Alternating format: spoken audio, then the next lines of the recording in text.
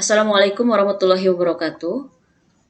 Rabbi shrah li sodri wa yassir li Assalamualaikum amri warahmatullahi wahlul wabarakatuh. uqdatam min lisani yafqahu qawli. Apa kabar semuanya?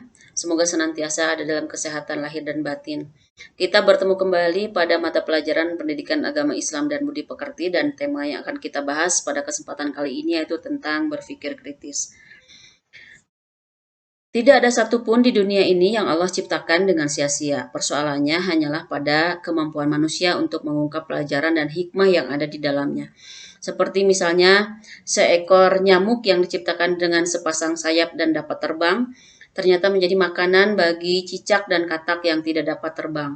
Atau misalnya seekor unta yang dapat bertahan di padang pasir tanpa air selama 1,5 bulan, dapat bertahan dikarenakan unta mampu memproduksi air dari lemak yang ada di dalam punuknya dan terjadi secara proses kimiawi. Atau misalnya fenomena alam semesta yang Allah perintahkan untuk dikaji, salah satunya ada dalam Quran surat Yunus ayat 101. Allah berfirman, perhatikanlah apa yang ada di langit dan di bumi. Nah, misalkan kita dapat melihat bagaimana bulan beredar mengelilingi bumi, bumi berputar mengelilingi matahari, dan keduanya beredar dalam porosnya masing-masing atau berotasi. Matahari pun beredar mengelilingi pusat galaksi. Setiap galaksi terdiri dari jutaan bintang dan semuanya bergerak dengan kadarnya masing-masing yang tak pernah salah lintas. Nah, dari fenomena dan realitas kehidupan yang dapat kita kaji dan lihat tersebut, maka sesungguhnya apakah pengertian dari berpikir kritis? Berpikir kritis adalah proses yang sadar dan sengaja yang dilakukan untuk menafsirkan dan mengevaluasi informasi dan pengalaman dengan sejumlah sikap reflektif. Artinya dengan kata lain, mungkin berpikir kritis adalah kemampuan berpikir rasional yang nantinya ketika kita mengambil keputusan menjadi lebih matang karena didasarkan pada analisis. Nah, mengapa kita harus berpikir kritis? Yang pertama, kelebihan muatan informasi. Banyak informasi pada saat ini yang isinya hoax dan tentang pilihan-pilihan yang membuat kita memilih tanpa berpikir mana yang benar-benar dibutuhkan atau tidak, sehingga kita harus benar-benar bersikap bijak dan kritis terhadap segala informasi yang kita terima. Karena jumlah orang yang menyebarkan tentang sebuah informasi tidak menjamin informasi tersebut sesuai dengan faktanya. Yang kedua, kaitannya dengan negara kita yang menganut paham demokrasi.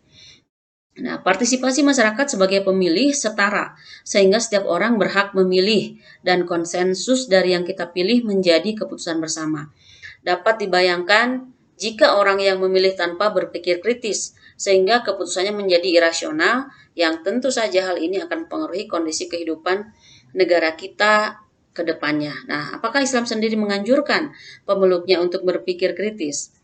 Dalam Quran surat Ali Imran ayat 190 dan 191, Allah berfirman, A'udzubillahi minasyaitonirrajim. Bismillahirrahmanirrahim. Inna fi khalqis samawati wal ar wa ikhtilafil laili wan nahar la ayati li ulil albab. Alladzina yadhkuruna Allaha qiyama wa qu'uda wa ala junubihim wa yatafakkarun fi khalqis samawati wal ar. Rabbana ma khalaqta hadza batila subhanaka faqina azabannar. Sesungguhnya dalam penciptaan langit dan bumi dan silih bergantinya malam dan siang terdapat tanda-tanda bagi orang-orang yang berakal, yaitu orang-orang yang mengingat Allah sambil berdiri atau duduk atau dalam keadaan berbaring, dan mereka memikirkan tentang penciptaan langit dan bumi selain berkata, Ya Tuhan kami, tiadalah Engkau menciptakan ini dengan sia-sia, Maha Suci Engkau, maka peliharalah kami dari siksa api neraka. Ayat ini menjelaskan bagaimana segala proses penciptaan yang Allah lakukan dan tanda-tandanya hanya akan terlihat bagi orang-orang yang berakal.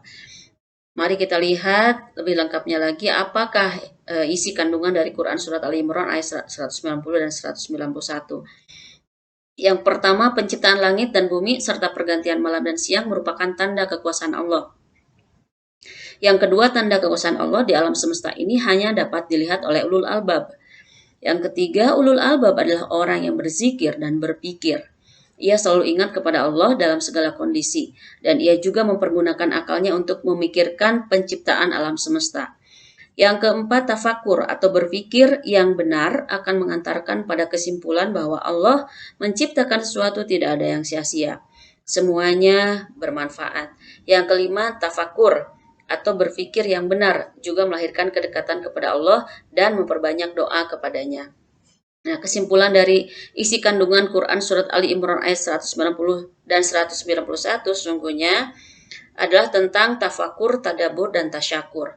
Tafakur artinya kegiatan berpikir atau merenungkan segala fenomena yang terjadi dalam semesta, baik itu dari suatu kejadian ataupun dari suatu pengalaman indrawi.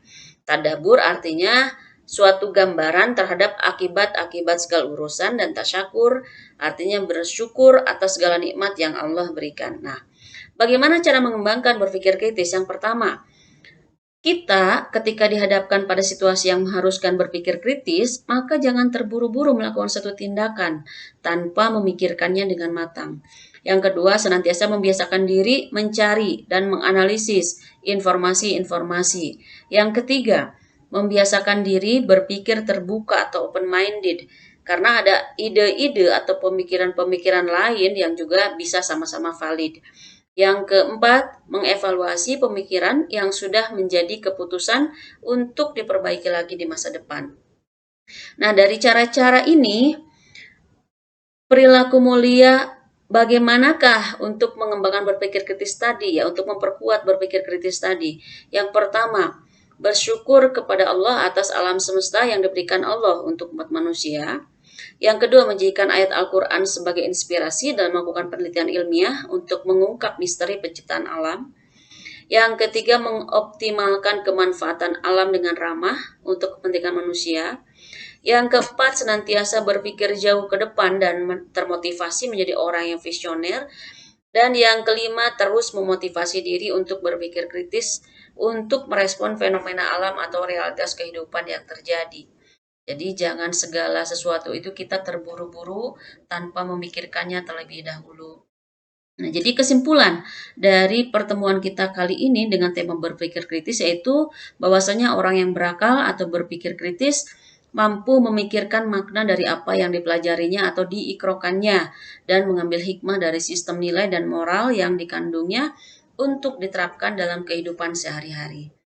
Nah, mungkin demikian yang dapat saya sampaikan pada kesempatan kali ini. Saya akhiri dengan doa akhir majelis. Subhanakallahumma wa bihamdika asyhadu alla ilaha illa anta astaghfiruka wa atubu ilaik. Wassalamualaikum warahmatullahi wabarakatuh.